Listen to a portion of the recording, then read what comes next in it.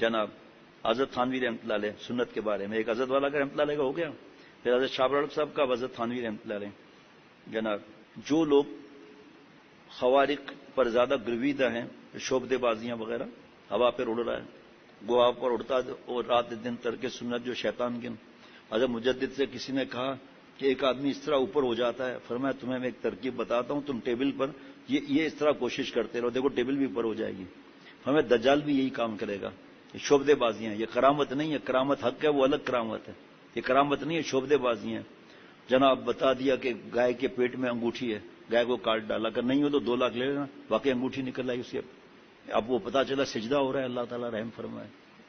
ہے جی بزرگ بنے ہوئے ہیں، بڑے بڑے افسران پہنچتے ہیں کہ کوئی وظیفہ دو، ہماری رشوت میں اضافہ ہو جائے، اور بزرگ اس کو کہہ رہے ہیں، عورتیں بھی جا رہی ہیں اس کے پاس.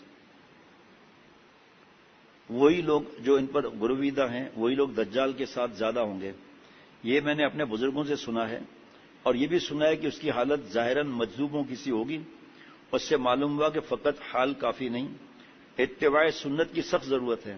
جو لوگ فقط حال اور جذب کو دیکھتے ہیں اور اصلاح کو لازم، تصوف کو لازم نہیں سمجھتے، ان کا دجال سے بچنا بہت مشکل ہے. یہ بھی فرمایا کہ دجال سارے کام کر لے گا. بتاؤں میرے خیال میں یہ 10ویں یا 11ویں مرتبہ پڑھ رہا ہوں. دجال سارے کام کر لے گا مگر سنت پر عمل اس سے نہیں ہوگا. ہم لوگ سنت کی اہمیت کہاں دیتے ہیں؟ حضرت شیخ الاسلام مفتی تقی عثمانی صاحب دامت برکاتہم فرماتے ہیں، مجھے اپنے علماء ساتھیوں پر غم ہوتا ہے، وہ کہتے ہیں یہ سنت جو ہے یہ فرض واجب تو ہے نہیں، مستحب ہے. ہمیں کاش ان کو پتا چلے کہ کس کے زبان مبارک سے یہ دعائیں نکلی ہیں.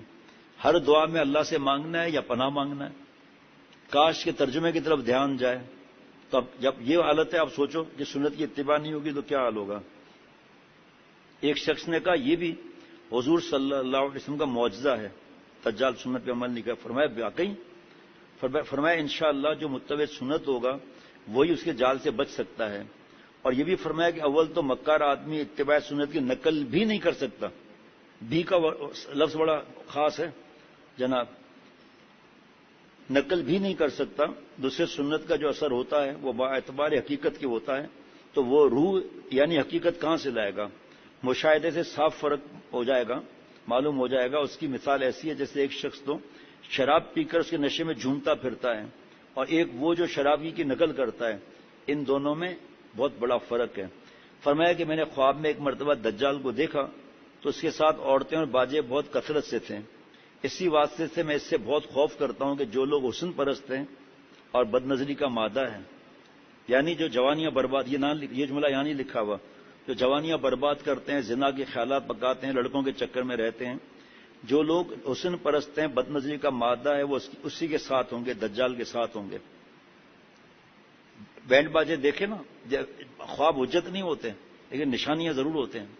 اب اس وقت ہم دیندار کہلاتے ہیں، میرا موبائل لیں اور اس میں نعت شریف لگائیں تو ناچنے کا دل کرے گا.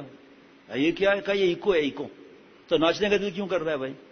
بہو بیٹیاں سن رہی ہیں، جتنی بھی سن رہی ہیں اور پھر سنتی بھی ہیں بعد میں بھی. آپ جو کہہ رہی ہیں کہ ایکو ہے، تو آپ کو وہی نعت کیوں پسند ہے جس میں مرد جو ہے وہ اشعار پڑھ رہے ہیں اور ناچنے جیسا ہو رہا ہے؟ اب ایکو ایک حد تک ہوتا ہے، بالکل جیسے یہاں پر بھی ہے، بالکل مختصر. اب جب وہ بڑھ جائے گا پھر ساتھ میں اتنے ہمارے پاس مشین نہیں ہے، اتنے بٹن لگے ہوئے اس کے اندر کہ وہ خود بخود موسیقی کا معاملہ معلوم ہوتا ہے. وہاں ڈربن میں، وہاں سے پیٹر میرس برگ جانا تھا ساؤتھ افریقہ میں بائی روڈ. تو میری ذمہ داریاں جو لگتی تھیں تو سب کو گاڑی سیٹ کرا کر دینی تھی. ایک تو مقامی ان کی اپنی گاڑیاں، تو حضرت کے سے تعلق والے کئی ملکوں سے آ گئے تھے، ان کی سیٹنگ، تو سیٹنگ کرتے کرتے میرے لیے گاڑی غائب، کوئی تھی نہیں گاڑی. اب ڈربن میں کھڑا ہوں، کہاں اسٹینگر میں جانا ہے، کیا کرنا ہے. پیٹر میرس برگ نے اسٹینگر جانا تھا. میری حالت خراب کی، کیا ہوگا بھائی؟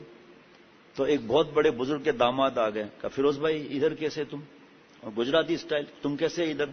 تو میں نے کہا گاڑیاں سب نکل گئی، آؤ نا تیرے کو میں پہنچاتا ہوں. میں نے کہا نہیں بھائی ٹیکسی کرا دیں، اسٹینگر اتنا دور آپ مجھے پہنچانے جائیں پھر واپس آئے. ارے فیروز بھائی بیٹھو ادھر.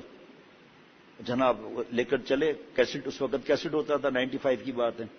تو کیسٹ لگا لیا، نہیں 2002 کی بات ہے. تو کیسٹ لگا لیا انہوں نے، تو اس میں نعت شریف کے اشعار، موسیقی کا انداز. تو میں نے کہا یہ تو بھائی موسیقی ہے. کہا فیروز بھائی دیکھو کیسٹ میں کیا لکھا ہے.